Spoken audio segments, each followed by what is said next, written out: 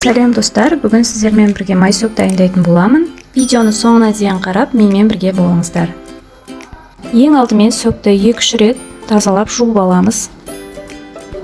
Дәміне қарай аздап тұз себеміз.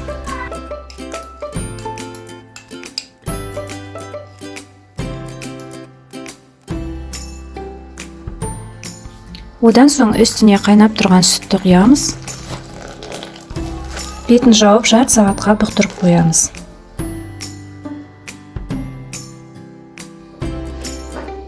Мінекей сөгіміз дайын болды. Сүттің барлығын бойына сіңіріп, құрғақ болып шықты. Енді сөгімізді құрғақ матаға, болмаса марлінің үстіне жайып 40-45 минутқа қоямыз. Дайын сөгіміздің үстіне қантын саламыз, жақсылап араластырамыз.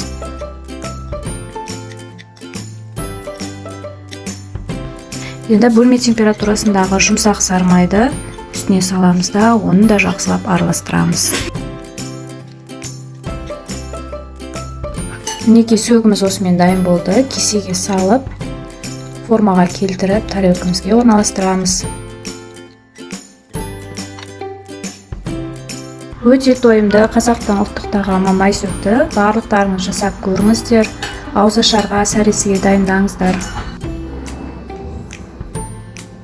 Оразаларыңыз қабыл болсын, астарыңыз дәмді болсын.